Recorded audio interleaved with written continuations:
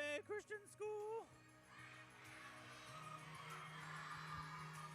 I don't know where all the students went. All I see is 100-year-olds, and I can barely see though. I'm just trying to see, guys. You look pretty good. Good to have you guys here on the 100th day of school. You made it. Woo! No, it's not the last day of school, middle school. Sorry. 100. I think that means we have like 90 more or something like that. But we are past halfway. We are past halfway. We're on the downhill. We went up the hill, and now we get to go down the hill. That's the fun part, right? Woo! Looks like there's a lot of fun planned out there. Some parties, some activities, some projects. I even got 100 jelly beans. Somebody even gave me the same candy my grandma used to give me. My grandma's almost 100 years old. She's still alive. And she gave me these kind of candies all the time. It was my favorite. You guys ever had one of those grandma candies?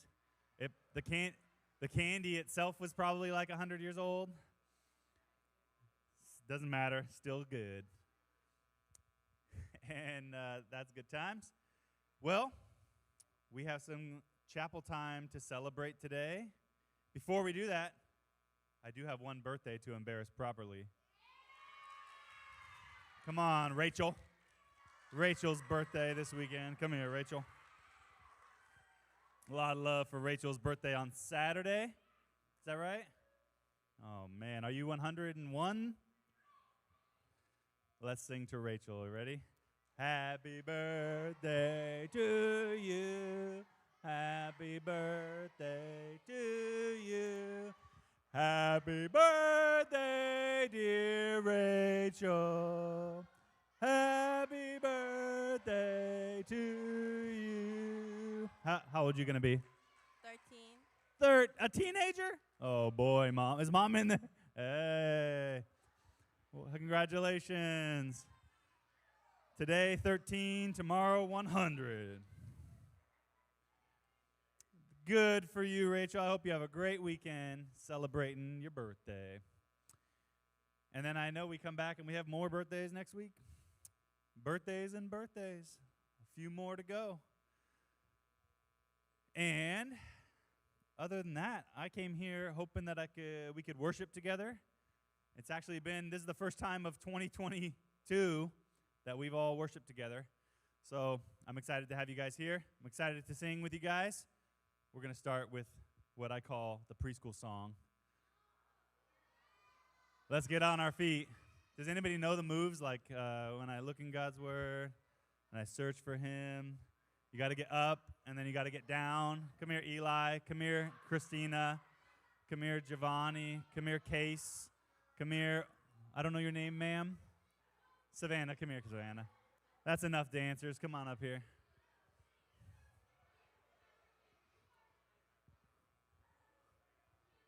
Come on up here. You guys can lead us. You guys can lead us in the preschool song. Ready? Get on your feet. On your feet. On your feet. Even if you're benched up, even if you're on your cane, you got to stand up to sing today. Do we got it?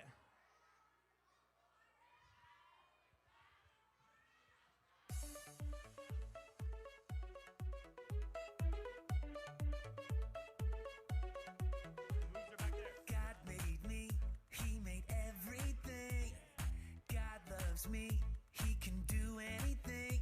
If I run over here, if I run over there, God is everywhere, and he loves me.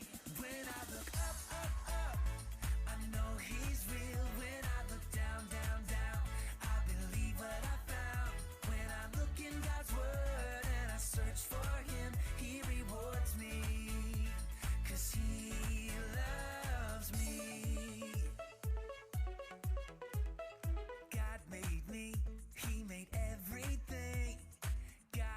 Me, he can do anything.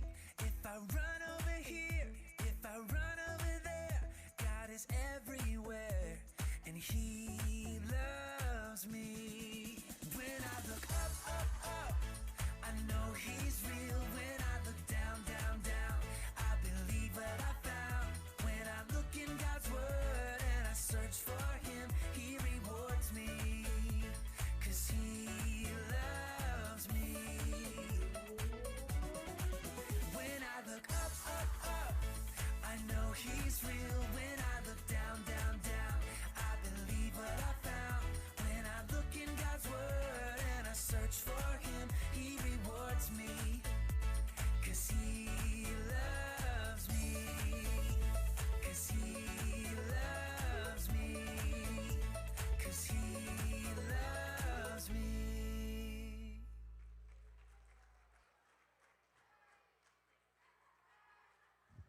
Great job. Great job. You can stay here. You can do one more of this.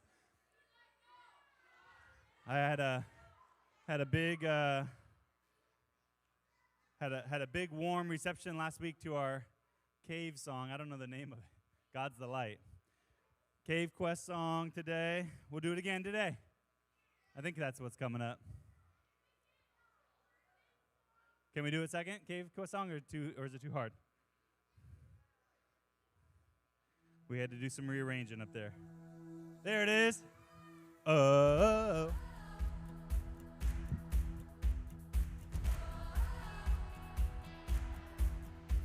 Jesus is the one who lights our way. He gives us hope for each new day.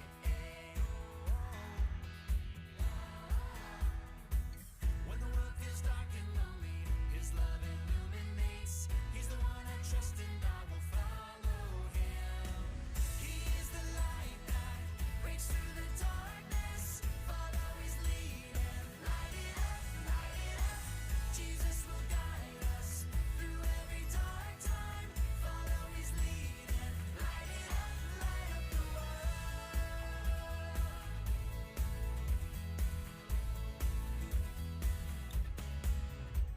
Jesus is the one who lights our way.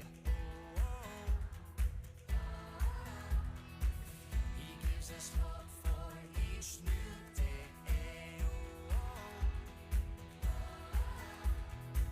When the world feels dark and lonely, His love illuminates. He's the one I trust and I will follow Him.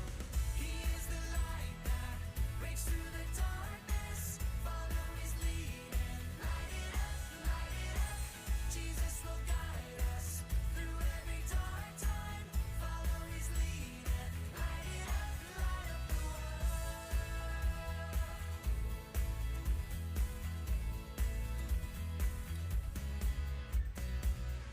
I'm gonna follow Jesus wherever He will lead me.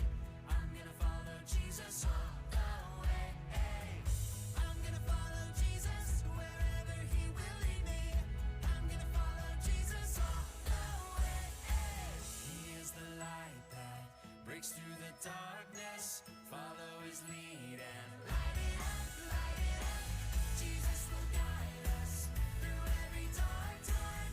Follow His lead and light it up, light up the world. Light up the world.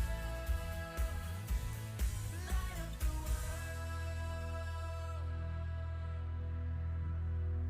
Good work. Give a big round of applause to our dancers today. You guys can go sit down. You guys can go sit. You guys can go sit.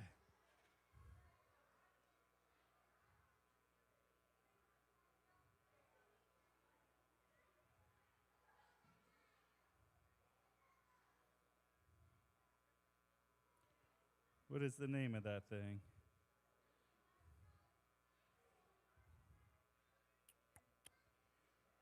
We got one more, and it's got lots of dance moves. I just don't know any of these dance moves because this is new to me, but the kindergarten showed me this song. This one is called You Won't Let Go. Do you guys know You Won't Let Go? Does some of my kindergartners want to come up and show us how it works? Send me some kindergartners who want to come up and show me how it works, Mrs. Stenberg. This is a new one for me. We got some old kindergartners. Walk it up, walk it up. Come on. Show us how it works, old timers. Those suspenders, man, looking good. Spread out over here, Kai. All right, you guys got to show us how these moves work. I've never seen this song, okay? Oh, no. I'll hold it. It's on the screen back there. When my world feels like it's shaking, when my heart feels like it's breaking, walking over waves can be hard to do.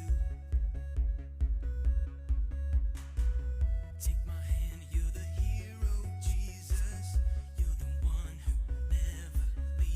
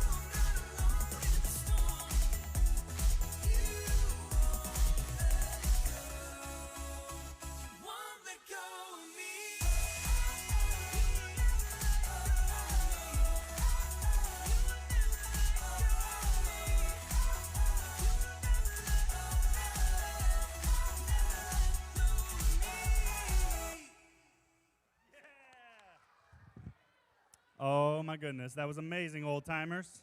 I didn't know 100-year-olds could dance like that. I didn't know. That was awesome. Thank you, Kinders. You guys can go down. All your rollers are with Mrs. Stenberg. She's got them. She'll put your rollers back. Hold my cane. I almost forgot middle school. I promised that I would do one more for the middle school.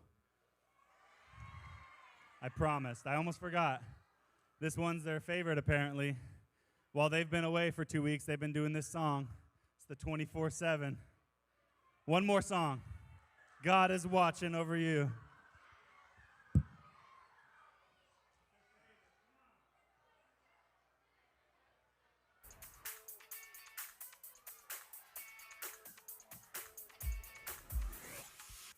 When you're jumping up and down, when you're spinning round and round, God's seeing everything you do, 'cause He's watching over you. God is watching over you, 24/7 watching over you. Your life is in His hands, whoa, whoa. He's got great big plans, 'cause He's watching over you.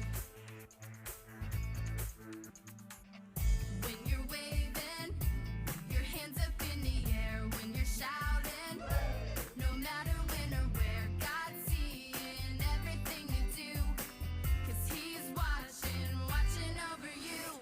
God is watching over you, 24/7 watching over you. Your life is in His hands, whoa, whoa. He's got great big plans, 'cause He's watching over you. Yeah, yeah, yeah, yeah. God is watching over you, 24/7 watching over you. Your life is in His hands, whoa, whoa. He's got great big plans. God is watching over you, 24/7 watching over you. Your life is in His hands, whoa, whoa. He's got great big plans, 'cause He's watching over you.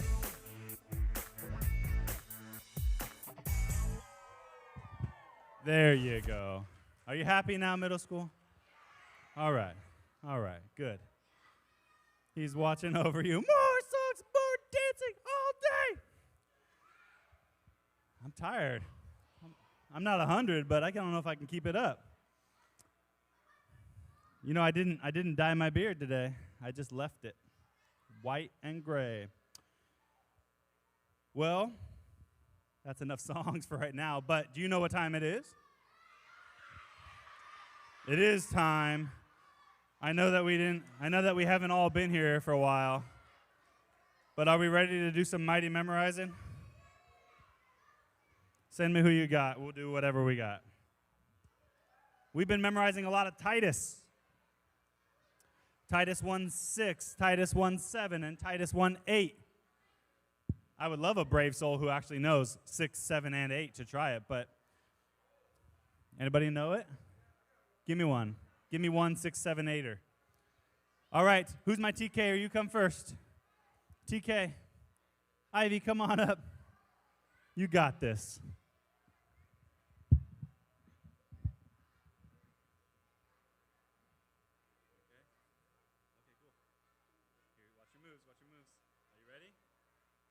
Okay, let's see. Let's see the moves. You guys can learn the hand motions. Middle school, if you didn't get any hand motions, now you get some.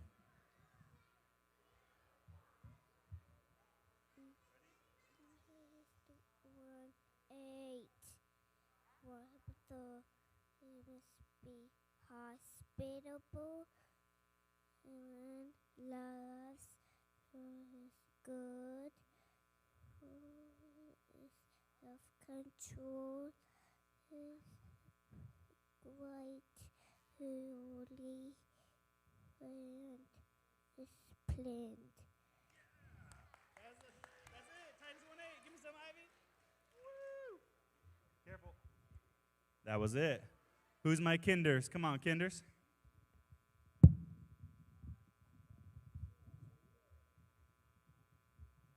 ladies.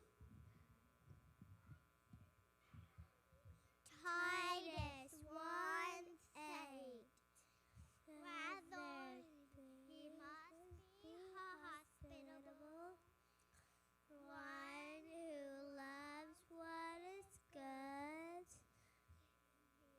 self-controlled, upright, holy, and self-disciplined. You guys got it. You guys did amazing. Self-controlled and disciplined. They had that thing. Self-controlled and disciplined. What else do we got? We got a firstie over there? Come on, Joseph.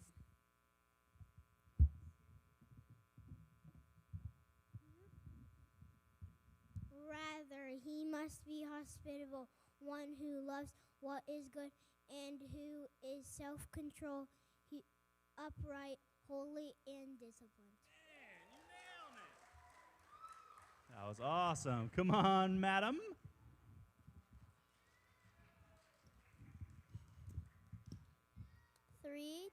Titus 1:8. Rather, he must be hospitable, one who loves what is good, one who is self-controllable, one upright and holy and self-disciplined. It's hard to remember when you're 100 years old. Come on up here, second grade. Come on, second grade. Oh, are we double time in the second grade? Come here, Seth Judah. Matching, memorizing. Which shoes are which? Rather, he must be hospitable, one who loves what is good, self-control, upright, holy, and disciplined. Yeah! Double trouble. Do I got a third grader over there? Come here, third. Your hair looks very sparkly.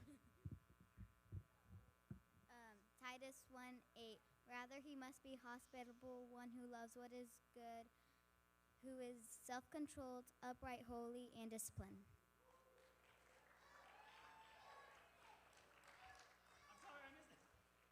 Great job, Sydney. All right, fourth grade. I was working out the details here. Are we just doing 8? Okay, 1-8. Rather, he must be hospitable, one who loves what is good, who's self-controlled, upright, holy, and disciplined. Titus 1:8. That's all right. That's all right. 6, 7, and 8, right? I think we're going to try Titus 1, 6, 7, and 8. Do I start from the beginning, like first week, and all the way down to this week? Titus 1:6. An elder must be blameless, faithful to his wife, a man whose children are to believe not to open to the charge of being wild and disobedient. Titus 1:7. Since an overseer manages God's household, he must be blameless, not overbearing, not quick-tempered, not given to drunkenness, not violent, not pursuing dishonest gain. Titus 1:8. Rather, he must be hospitable, one who loves what is good, who is self-controlled, upright, holy, and disciplined. Titus 1:8. That was it. That's what we've been doing. All right, back to Titus 1:8. Titus 1:8. Rather, he must be hospitable, one who loves what is good, one who is self-controlled, upright, holy, and disciplined. That's right. Those are the ones. And then I think fifth grade is going to give us 6, 7, 8. Titus 1:7. elder must be blameless, faithful to his wife, a man whose children believe and are not open to the charge of being wild and disobedient. And since an overseer manages God's household, he must be blameless, not overbearing, not quick-tempered, or not violent. Not given to drunkenness, not violent, not pursuing dishonest gain. Rather, he must be hospitable, one who loves what is good, who is self-controlled, and upright, holy, and disciplined. That's the word. Yes. Come on, Charlotte. Charlotte, you can do however much you want. Sure. Titus 1:8. Rather, you must be hospitable, self-controlled. One who loves what is good, self-controlled, upright, holy, and disciplined. You got it. It was all that love distracted her. All that love. Good work, you guys. That's a lot of words to memorize this week. 6 new things that an elder should be, a leader should be, a Christian should be. And this week, I had a teacher who is I'll confess, my favorite teacher. It's Mrs. Voice. My very favorite. Sorry, teachers. Sorry. Mrs. Voice started working with you guys on a more regular basis this week, and so I got to hear all about how things were. I'm starting to hear all the secrets from Mrs. Voice, and one of the secrets was she caught a student in 2nd grade in the PE being super helpful. There wasn't enough hula hoops or something, and she said, "No, that's okay. You can have my hula hoop. That's fine with me." And that just sounds exactly like Ava. I always hear Ava talking like that. Come here, Ava. Ava's always sharing, helping, doing nice things for people, looking kind of old. I think she does the dishes. I think she changes her little brother's diapers. She already is 100, I think. Come here, Ava. Mrs. Voice caught you.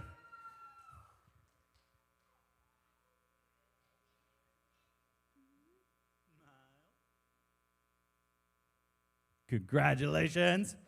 You did great. I don't yet have any new foam ones. I think they're just getting back in stock they've come across in the shipping containers.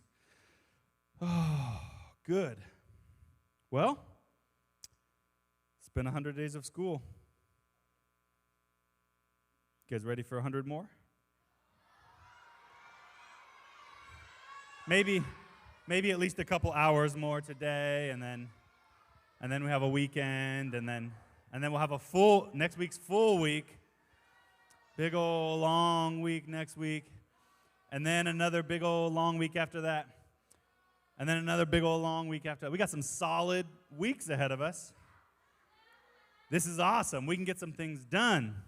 People are trucking through. People are finishing units. People are doing things, learning things. I love it. This is my favorite time of year. Dig in deep. No holidays in the way and stuff. This is what we're here for. Well, that's what we're here for. Believe it or not, we're not just babysitting. We're trying to learn something here. Trying to learn something around here. And then when we get to the end of February, you get a whole week off, random in February. Unless you're a teacher. Then you just get a whole week to relax in the hot tub, sit around, have somebody cook you breakfast, stuff like that. It'll be great. It'll be great. But in our verse this week was a very important word. A word that comes right toward the end of Titus 1:8. A word that some of us would rather skip right on past. A word that means work. A word that for some people is scary. What was that word? Hey, you guys know it's the word discipline. I'm going to take off my glasses because it's making me dizzy. Discipline. Discipline. Oh, man. Everybody's favorite word, right? Especially Mr. Voice. Discipline. You know, for like 10 years, I was a teacher and not a principal. I was just the teacher, not principal voice, just Mr. Voice, teacher. And people would say, like, you ever think about being like the principal? And I would say, no way.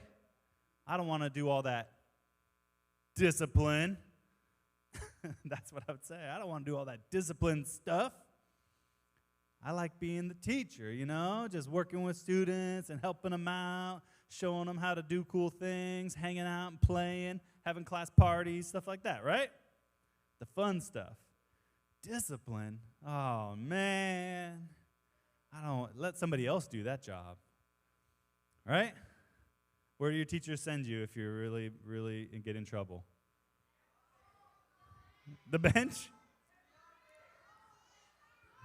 My office is where you end up, huh? Go see Mr. Voice, right?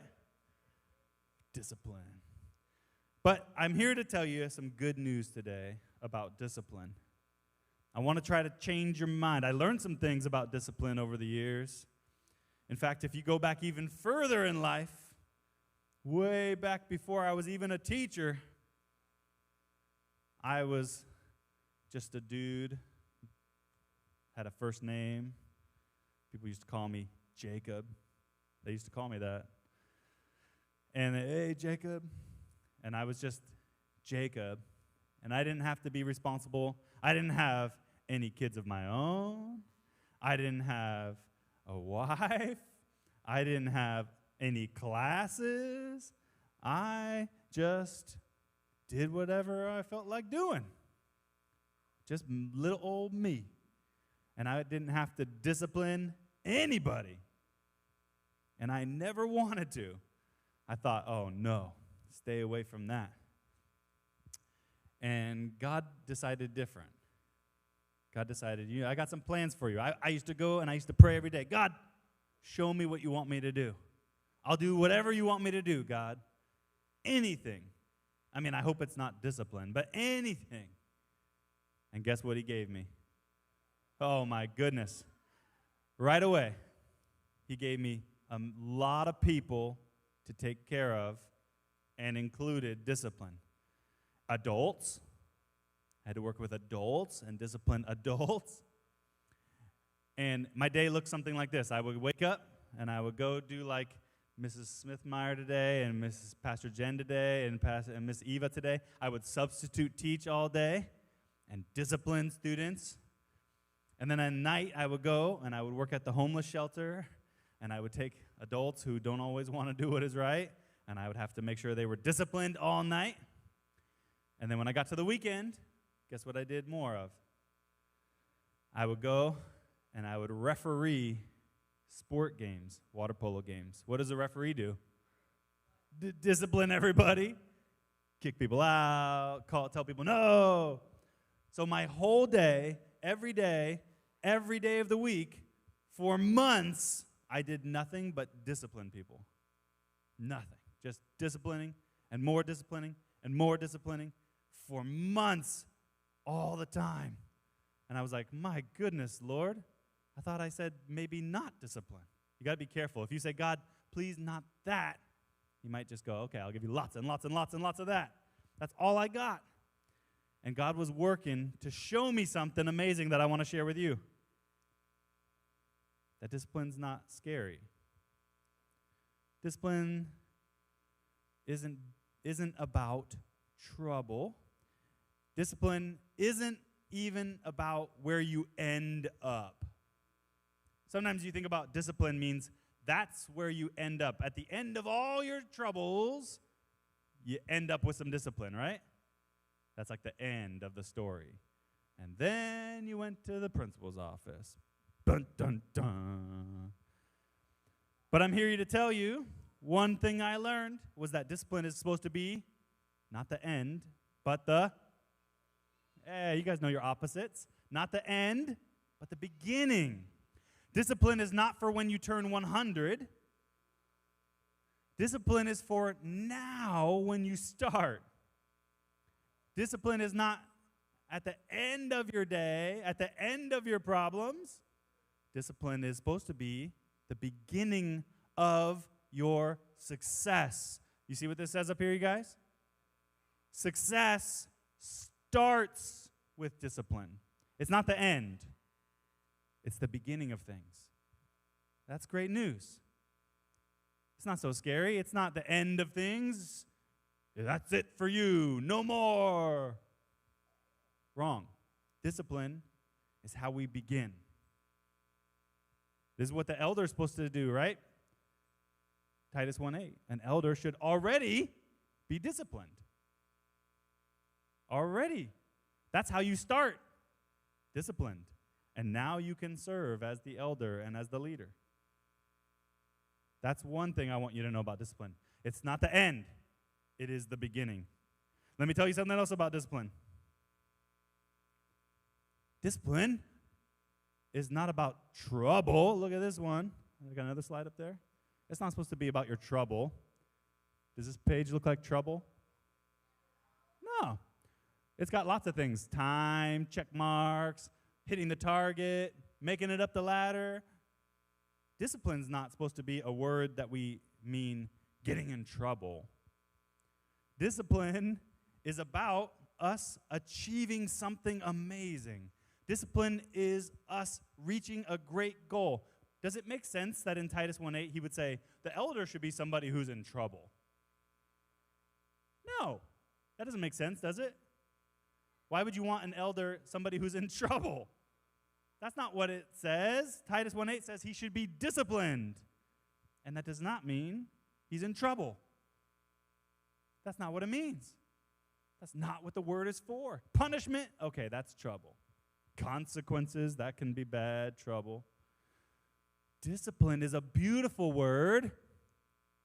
That means we're reaching something awesome. Reaching something amazing. I'll show you a couple amazing things maybe at the end of chapel here. Reaching like the 100th day of school. Isn't it awesome? Parties, balloons. We made it. This is the result of discipline. If you make it to 100 years old, that will be also an amazing thing that you made it through your whole life. It will be the result of discipline. This is not about trouble. When we think about that word, with God, it's not like that. Let me tell you another secret about discipline. It is not. What is it so far? It's not about the end, but the beginning. It's not about trouble, but it's about success and achievement. It's also not supposed to be scary. Look at these two things here. Anybody know what these two things are coming up? Do you know what these two things are? Hey, it looks like what you guys brought to school today, right? It looks like a cane. But there's also another thing in there. What's that other thing, you guys? What is it? A what? A baton? A stick? If you read the words, it says a rod. Have you guys ever read this verse from the Bible? This is a verse in the Bible where it says, your rod and your staff comfort me. This is a verse that talks about God disciplining us. And it says, it comforts me. You guys know what comfort is, right? Like when you get in your bed and it's so comfortable. Comfort. Discipline's not supposed to be scary, even though when you look at those, does that look kind of scary? Does it? If you saw the shepherd and you were a sheep, and you saw the shepherd coming towards you with those two things, what would you think? Is he going to beat you up? What did he use those things for anyway? The rod and the staff were not supposed to be for beating up the sheep. But that rod is for beating up somebody. Wild animals, wolves, boom, beating up and protecting the sheep with his rod. He would use the staff to help. That's got that little hook on the end because he could use it to like grab the sheep and pull them where he needs to pull them. Maybe even save them, pull them up with the hook. That staff with that little hook on the end that looks like an upside down J is for saving the sheep. That rod is for protecting the sheep. This is why David in his psalm says, your rod, like God is a big shepherd and we're just all sheep. Your rod and your staff are a comfort to me. It should be a comfort to us to have discipline. That somebody is there. If a sheep sees those, do you know what they think? Oh, yes, my shepherd is here. He's with me. He will protect me. He can save me. If there's no rod and there's no staff, guess what? You're all alone. There's nothing to protect you. There's nothing to save you. But if there is some discipline, oh, this should be the greatest news. When you have somebody in your life disciplining you, a teacher who disciplines you, a principal, a parent, a pastor, this should be like, oh, yes, somebody is there to protect me. Somebody is there to save me, even if it's not exactly what you wanted. I mean, if he grabs the sheep and pulls them over here, that's not what the sheep wanted. The sheep are kind of foolish. They just wander wherever. They'll just wander right off the cliff and stuff. And he has to take them, nope, come over here. Saves them. Discipline's not to hurt you. Discipline's not supposed to be scary. It's not supposed to be about pain and suffering. It's supposed to be about comfort that brings you to life. This is what discipline is for. It's not the end, it's the beginning. It's not for when you're just in trouble. It's for making it to great success. It's not to scare you, it's to comfort you. When it says the elder needs to be disciplined, it also means something else. It has that word, being a disciple is the same word, disciple, discipline. It does mean something, though. It does mean to be disciplined means you have to give up something. And if you're going to be a disciplined person, you got to choose. Here's a choice for you. Which would you rather have? Here comes a choice. Do I got a slide with a checkbox? Which would you rather have? Now or later? Interesting choice. We've talked a lot in the older grades this last week about money and about how you could buy a car now for a certain price, right? Or you could pay later. What happens when you pay later? You owe way more, right? But why do people do that? Because they want the car right now. If you want the car right now and you don't have the money, you can get a loan. You could use your credit card, right? But we learned that's how you end up paying way more. This is a tricky question, and this is a lot about what discipline's about. On the one hand, you want to be disciplined now. You don't want to wait till later. On the other hand, what does discipline mean? It means learning to wait until later. It means you don't just do something right now. Like somebody says, I'm going to be super strong. I'm going to exercise. And they get all excited. It's January, right? Did anybody you guys don't make resolutions for the new year, do you? You did, some of you guys? In 2022, I'm going to exercise, and I'm going to get more healthy, and I'm going to pray. Anybody make that resolution? I'm going to pray more. I always make that resolution. I'm going to pray some more. I'm going to do better at my prayers. And then like a day goes by, or another day goes by, or a couple weeks go by, and then what? We forget all about it? We're not doing it anymore? You leave the principal's office, and you say, okay, Mr. Voice, I'm going to do good. I'm going to keep my hands to myself.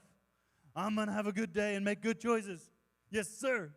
And you walk out of the office, and you're doing pretty good for a little while, and then what happens? You forget, and you wander away. You're good for, like, right now, but what it really means to be disciplined is somebody who can do it today, somebody who can do it again tomorrow, somebody who could do it again the next day. How do you think people get super fit when they exercise? What, one day of exercise? How do you think anybody does anything great? You guys want to do great things when you're older? When you're 100, you want to have like an amazing legacy and all kinds of skills? How do you think you get there? You practice an awful lot, don't you? Over and over and over and over. Discipline means you got to work at something. Now and later. It's hard. We live in a world that everything's just like right this second. Got to entertain me right this second. Got to see something new right now, right now, right now, right now, right now, right now, right now. What's fun right now? Oh, man. It's hard to even focus for like an hour, a whole day, years. This is what it means to be disciplined.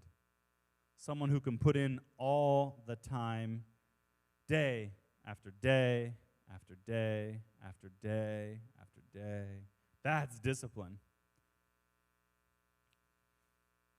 It's not a quick thing where you go to the office and you say sorry and then you go back to your class. Discipline is how you do day after day after day. And lastly, it's not easy. Discipline's not easy. It is hard. I had a teacher, though, their sign that they had in their room was this sign. I used to stare at this sign when I was bored all the time. This is my teacher's favorite sign, and it's stuck in my brain forever. What does it say? I can do hard things. Can you guys do hard things? You can? Because sometimes what I hear is when something gets hard, the student raises their hand and goes, there's a voice. This is hard. Like as if that means you can't do it. It's hard, Mr. Voice.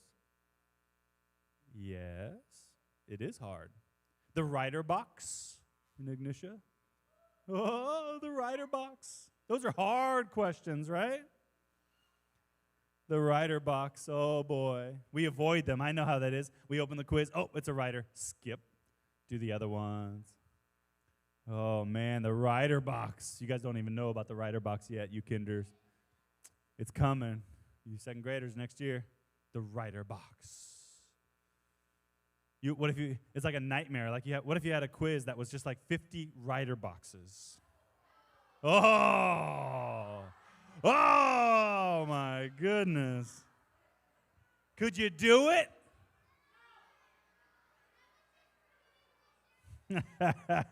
Listen to you. No discipline. Where's the discipline?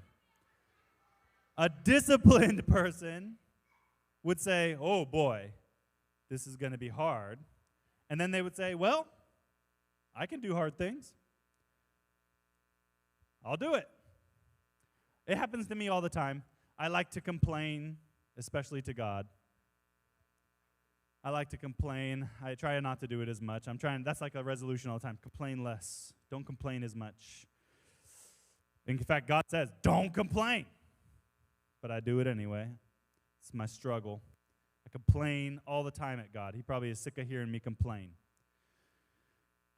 But oftentimes when I complain to God about something, I almost can hear God tell me this. That's okay, man. You can do it. It's so hard. Yeah, you can do hard things. But it's so hard. Yeah. Yes, it is. So, do it. You can do hard things. incredibly difficult things. You can do them. You know that? You guys need to like memorize this sign, just like I memorized this sign when I was younger, so that when God speaks to you, he can bring it to your memory again and again. That's okay. It's hard, yes. You can do it. Harder and harder and harder. And the older you get, till the time you're 100, you'll do even harder things. You can do them. This is what discipline means. Discipline is not meant to be easy. But it's not scary. It's not bad. It's not trouble. It's God being with us, working with us, guiding us, helping us, your teachers helping you, your parents helping you to become and achieve amazing things. Any chance, Miss Tina, that I have that video? Yeah, that one. Any chance you could drum it up and we'll start it, and then I'll tell you when to stop it. It was just, it is a fun thing to see every now and then. There's, I know there's like two kinds of videos on YouTube that are some of the most famous videos. One is fails, but the other, I don't know if you've ever seen the other kind, people doing amazing things. Have you seen these collaborations? Just videos on videos on videos of human beings doing some of the most amazing things. And how do you think they do these amazing things? Tons of practice, tons of discipline. And these guys, I don't even understand like how people have time. The discipline to learn how to bounce a ping pong ball into a can. I don't understand. How much time does somebody have? That's a lot of discipline. Do it, do it, do it for hours and hours and hours and hours and hours.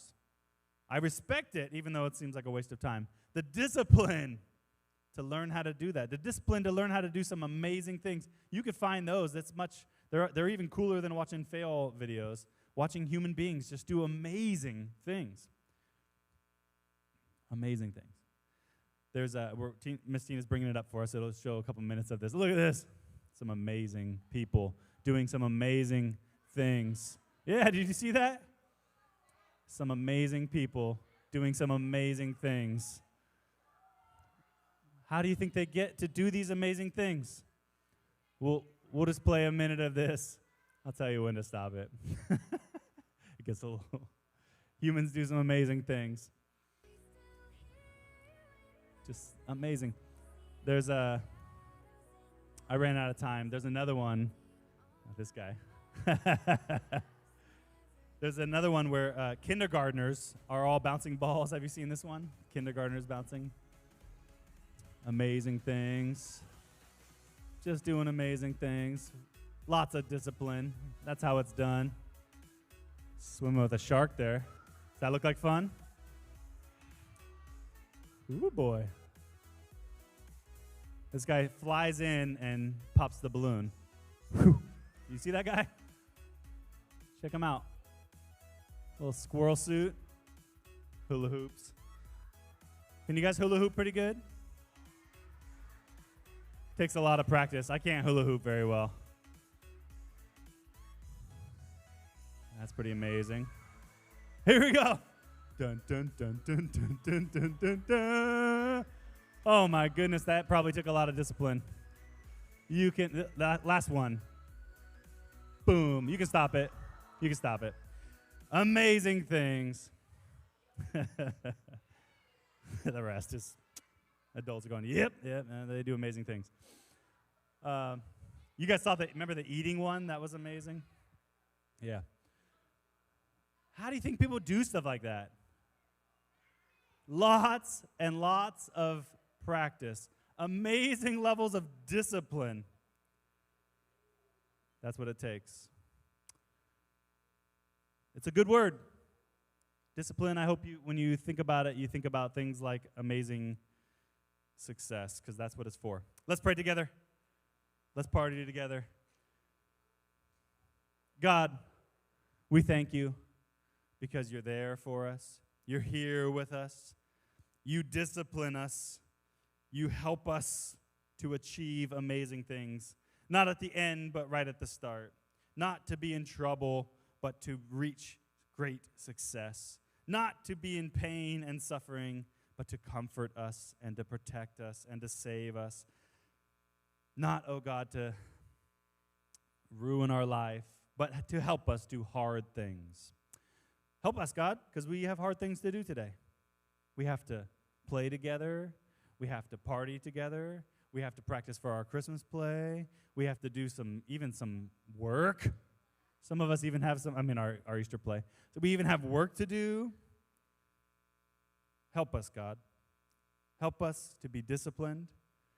Help us to achieve, to grow, to make it through the 100th day of school, and then the 101th day of school, first day of school, the 102nd day of school, all the way to the last day of school, and through the rest of our lives till we're 100 years old. I pray that each and every one here would reach amazing things because of your discipline. Lead us in that, I pray. In Jesus' name, amen. All right. That's what I want you to do. Hopefully you have a good idea of discipline. All right. Follow your teachers.